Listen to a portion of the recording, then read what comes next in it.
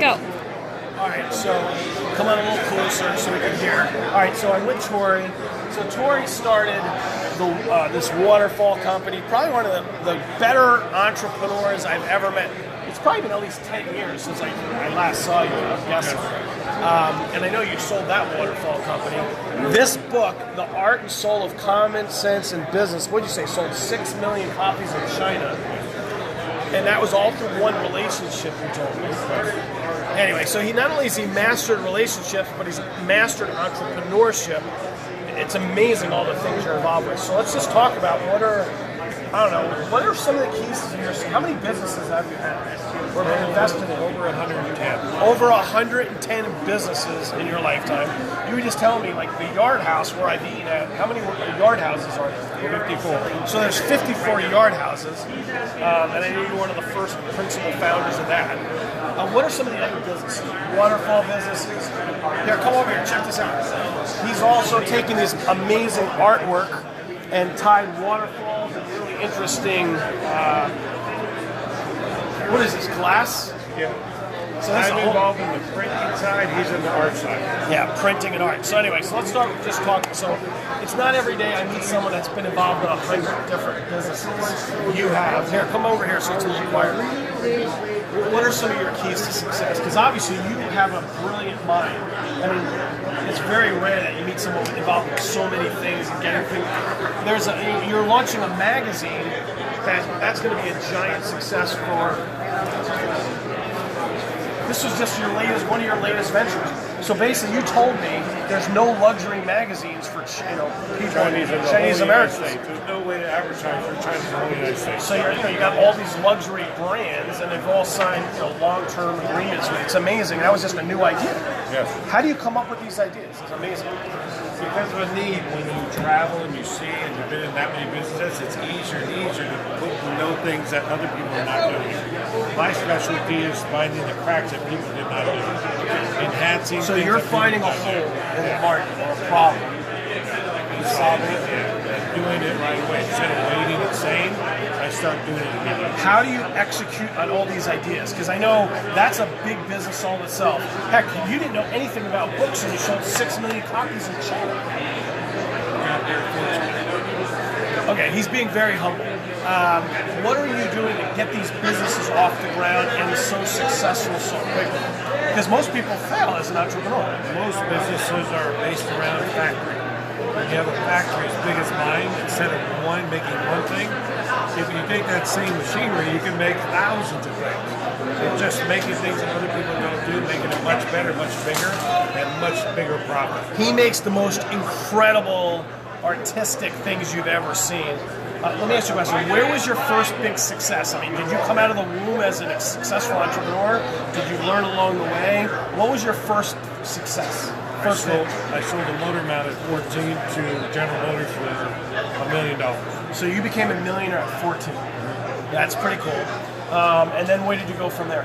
Then I bought and sold cars, and I invented the dash card at 19. The car thing goes on your dash. I co-invented with my buddy, and that did $30 million in our first year.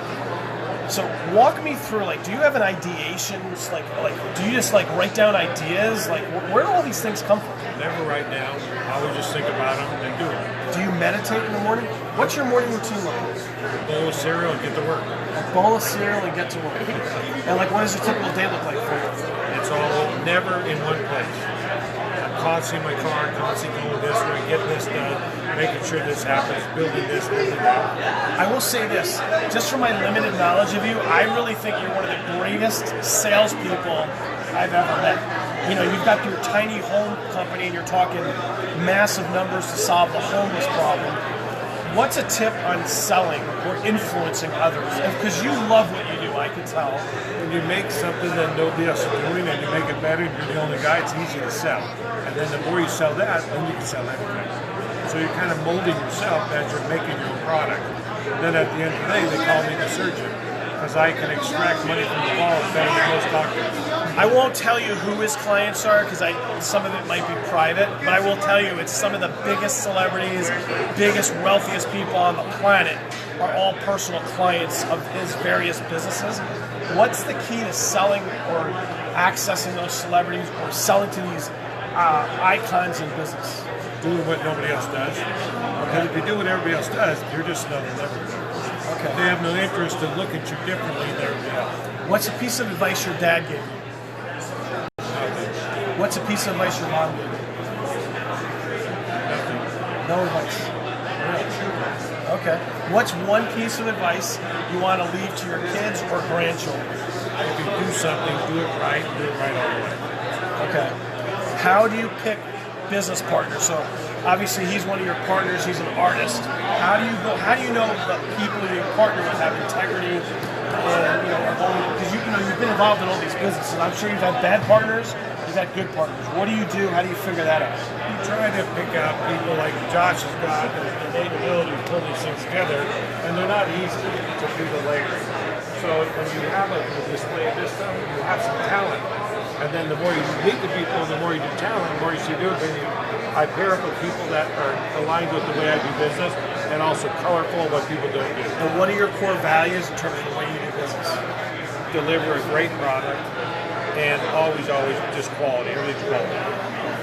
I really think a lot of things to be successful we probably learned almost as like little kids. Like keep your word, do quality work. Right? Today, your word is all you got. Everybody's got a fancy car, fancy house, fancy what doesn't mean nothing. Fancy shoes. Today, it's only your word. Yeah. By the way, so again, your uncle's one of the most famous, iconic entrepreneurs of the world. I won't say who he is. You made a comment earlier about not asking for anything. So what's your philosophy there? Because I have the same philosophy. My philosophy is, I do everything on my own, so I'm self-sufficient. Well, it's hard to buy a present for me because if I want something, I already go get it. If I want to eat something, I'm already making it or going to get it. So I'm already ahead of everybody trying to do things for me. His uncle is a business mogul in the hospitality and entertainment field, like of epic. You would all know who he is. But what you said to me is you never asked him for anything, and everyone else asked him for everything, and there's a long line, you said, because of it. So it's one of his favorites. What's your focus or key on relationships? What's your thought about relationships, on how important they are to business, and what do you do to build and add value to the relationships? Don't overstay your welcome. All right. Want to talk real fast, Josh, about what you've done here? Because your artwork's amazing. Thank you very much. So I go by Transparent in the art world. My name is Josh Lightoff, but I'm the only artist in the world that actually depicts transparent money art. So I do my best to depict the finest quality aspects of the back of the building and all the hidden security features in one image. And then as Tory said, I'll layer it into about 70, 75 different layers and add a dash of color. Here, come over here. Just show someone or walk someone through this piece. By the way, A little bit louder. back to his point of quality and being unique, I've never seen anything like this. As a matter of fact, I don't know if you did this or No, these are Tory's.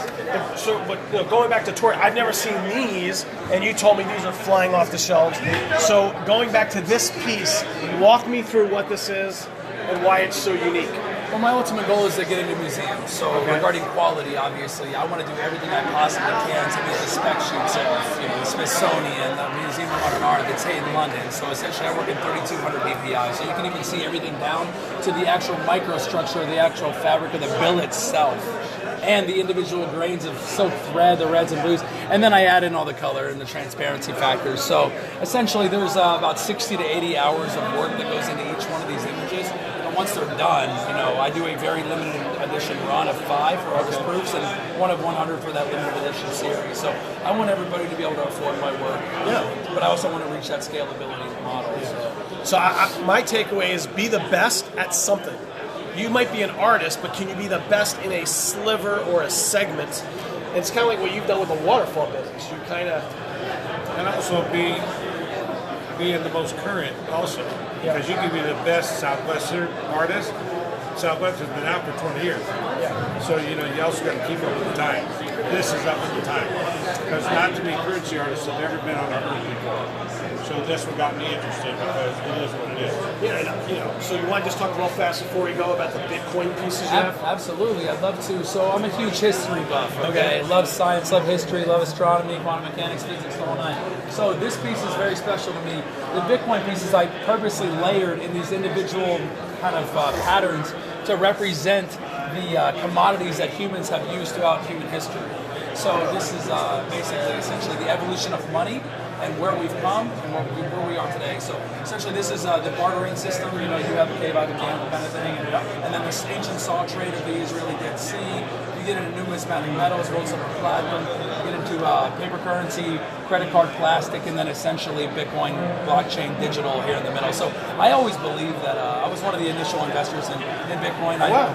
I'm not initial, but I got in. When did you get in? What was the price? Right over $1,000. So I got in way before the 20,000. There you go. That's so, you know, because the only reason I did is because it wasn't because I believed in the technology. It's because I believed in the fact that money had to evolve some way, and I figured digital was the only way it could go. Yeah. So even though I didn't understand it as well as maybe some of the people here at this conference, I still knew that everything has to evolve. And actually, that's one of the main reasons I started to do money art, is because some of the money art I was seeing out there was really cool, but I just thought I could take it to another level with the transparency factor, the depth dimensional 3D, and then all the dashing colors and archival metallic papers I use, and the materials that Tory has patents on that it just blows my mind. These cool 3D prints and the waterfall statues on glass. And so I'm like very humbled and honored to be able to work with somebody like this. Very cool stuff. Best website for you?